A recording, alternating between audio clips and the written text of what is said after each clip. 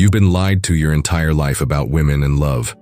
What you thought was romance, what you believed was genuine affection, what society taught you was the natural order of relationships. It's all been a carefully constructed illusion, designed to keep you weak, compliant, and under control. Every Disney movie, every romantic comedy, every piece of relationship advice you've ever received has programmed you to believe that love is about sacrifice, compromise, and putting her needs before your own. You've been told that a real man gives everything to his woman, that true love means making yourself vulnerable, that the highest form of masculinity is devotion to the feminine. But here's what they never told you. Some women don't want your love. They want your submission. Friedrich Nietzsche, the philosopher who dared to speak truths that society still refuses to acknowledge, understood something about human nature that most men today are too blind to see. He recognized that beneath the veneer of romantic love lies something far more primal, far more dangerous, and far more calculating than you've ever imagined. While you've been taught to see women as the fairer sex, as creatures driven by emotion, and the desire for connection, Nietzsche saw through this facade. He understood that the will to power, the fundamental drive that governs all human behavior, doesn't disappear just because someone wears a dress and speaks in soft tones. The woman who claims to love you unconditionally, who promises to stand by your side through thick and thin, who makes you feel like the center of her universe. She might not be offering love at all. She might be offering something far more sinister, a gilded cage disguised as paradise, a throne that's actually a prison, a crown that's really a collar. This isn't about hating women or becoming bitter toward the opposite sex. This is about understanding the game that's being played while you're sitting on the sidelines, convinced you're not even watching a competition. This is about recognizing that some of the most dangerous predators wear the mask of prey, and some of the most ruthless power plays are disguised as acts of love. The truth you're about to discover will shatter everything you thought you knew about relationships, attraction, and the nature of feminine psychology. But here's the thing about truth. It doesn't care about your feelings, your comfort, or your previously held beliefs. Are you ready to see what Nietzsche saw? Are you prepared to confront the brutal reality hiding behind sweet smiles and loving words? Throughout history, the greatest minds have recognized what modern society desperately tries to hide: the feminine capacity for calculated manipulation disguised as devotion. Nietzsche wasn't the first to observe this phenomenon, but he was perhaps the most unflinching in his analysis of what he called the eternal feminine deception. Woman learns to hate in the degree that her charms decrease, Nietzsche wrote, understanding that beneath the surface of romantic interaction lies a complex web of power dynamics that most men never recognize until it's too late. Look around you. How many men do you know who entered relationships as confident, ambitious individuals, only to emerge years later as shadows of their former selves? How many successful, driven men have you watched slowly transform into approval-seeking, permission-asking versions of themselves after falling under the spell of a woman who claimed to love them? This isn't coincidence. This is strategy. The modern woman has been taught, consciously or unconsciously, that the highest form of victory is not to defeat a man in open combat, but to make him defeat himself while believing she's helping him. She learns to identify his strengths, his dreams, his sources of pride and independence, and then systematically begins the process of erosion. It starts subtly. Why do you need to spend so much time at the gym? Becomes, don't you want to spend that time with me instead? The friends who challenge you, who push you to be better, who refuse to enable weakness, they become toxic influences that she's just trying to protect you from. Your hobbies, your passions, your individual pursuits, they become selfish activities that take away from the relationship. But here's the most insidious part. She frames every act of control as an act of love. When she isolates you from your support network, she's protecting your relationship. When she discourages your ambitions, she's helping you find balance.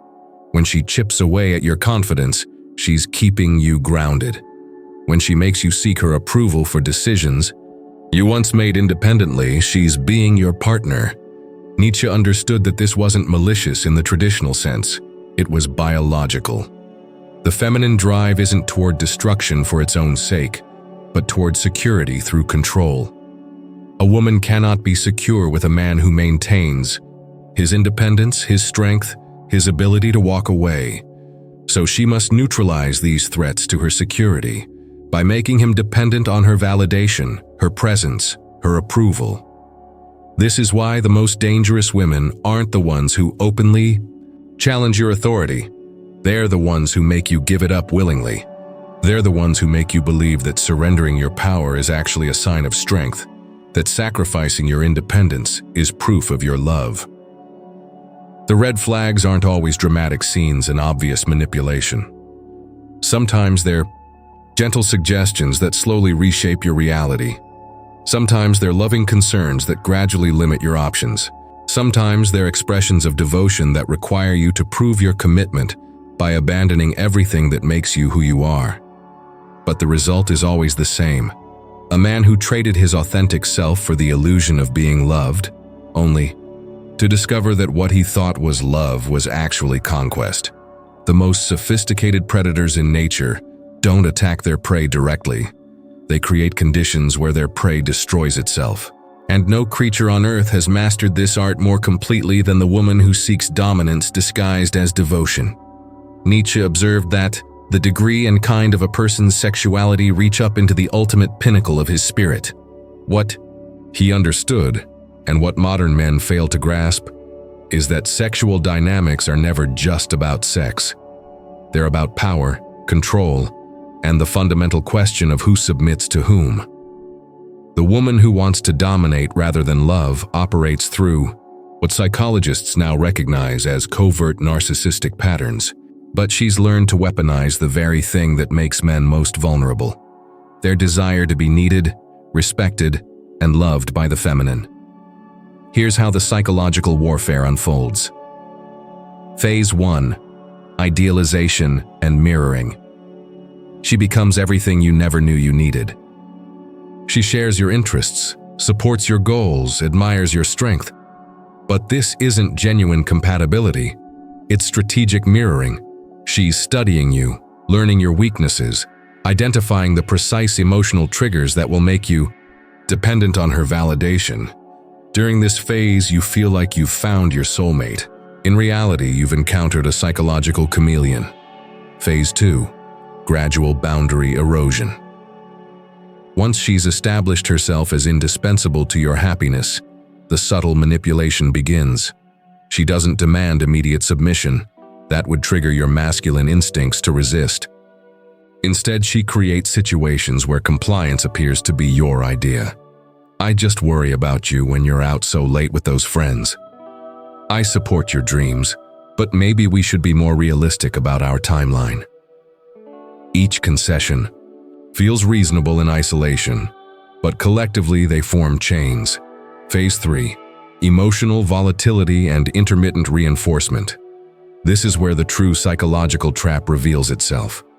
Her moods become unpredictable. One day, you're her everything. The next, you're failing her in ways you can't understand. This creates what psychologists call trauma bonding. You become addicted to the relief that comes when her approval returns. You start walking on eggshells, constantly adjusting your behavior to maintain her emotional stability, not realizing that her instability is the weapon keeping you compliant. Phase 4: Identity dissolution. By this stage, you've forgotten who you were before her. Your decisions require her input. Your confidence depends on her validation. Your sense of reality is filtered through her perspective. She hasn't just influenced your choices, she's become the voice in your head. When friends or family express concern, you defend her, not because you're truly happy, but because admitting the truth would mean confronting how completely you've lost yourself. The biological programming makes this particularly effective on men. We're wired to protect and provide for women, which creates a blind spot for recognizing when protection becomes exploitation and provision becomes subjugation. The woman who understands this can trigger your masculine instincts to serve her agenda rather than your own interests.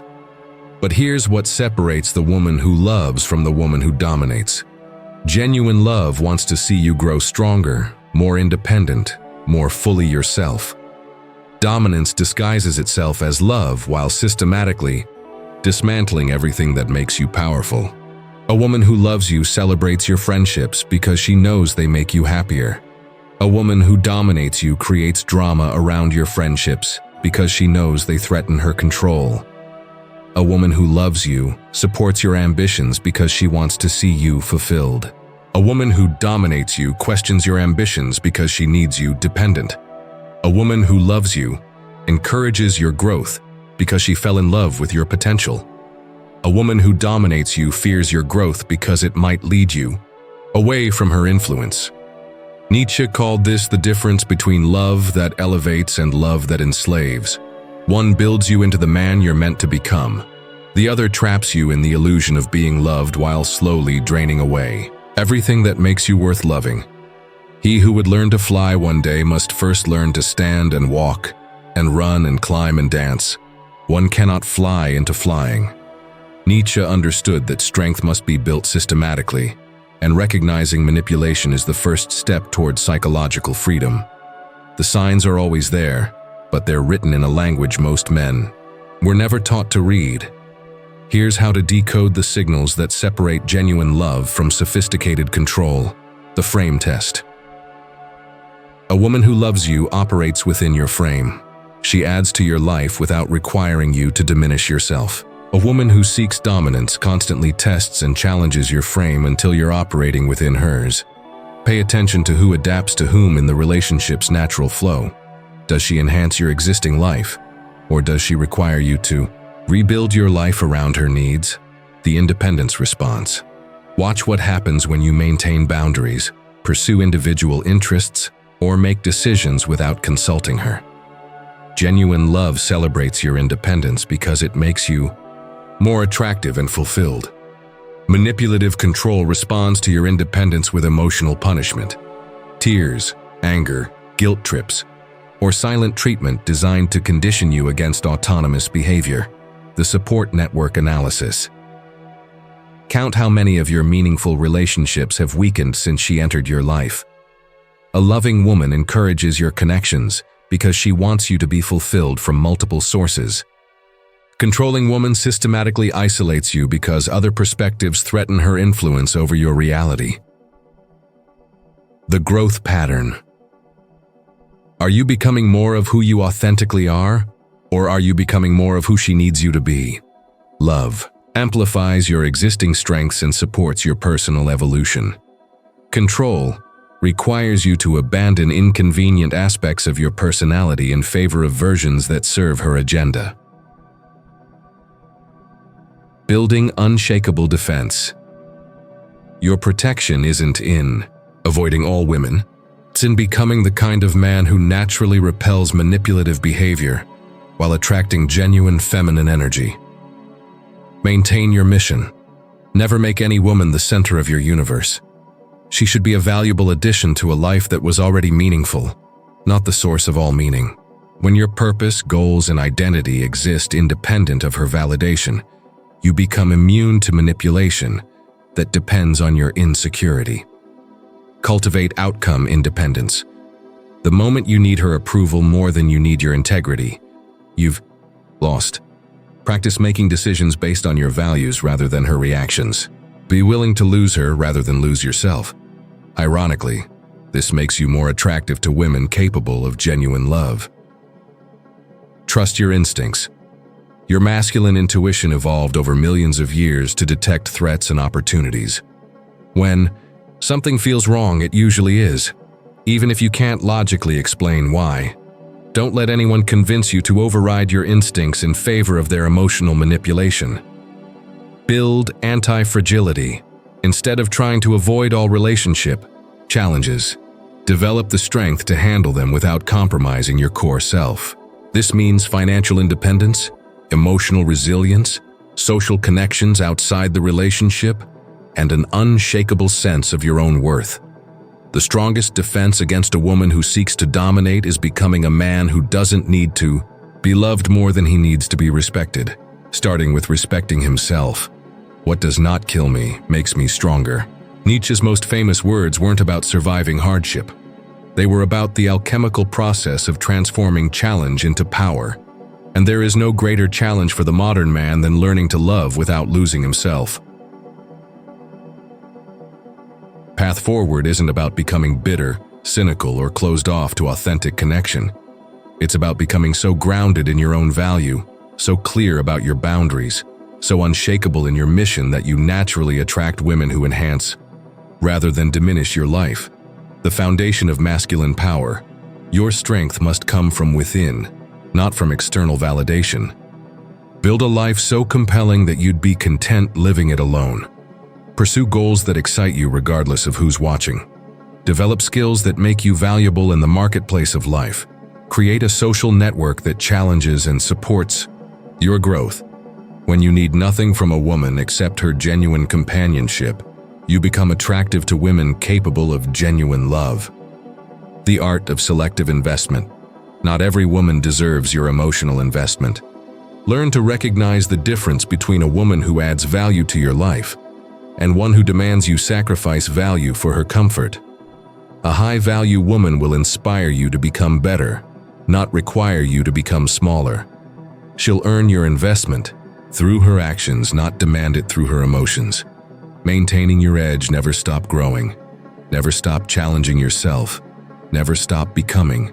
The moment you become comfortable and complacent in a relationship is the moment you begin the slow slide toward mediocrity.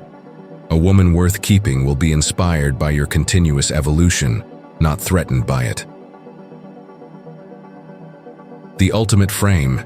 Here's the frame that changes everything. I am a man on a mission. I welcome feminine energy that supports this mission. I have no use for feminine energy that detracts from this mission.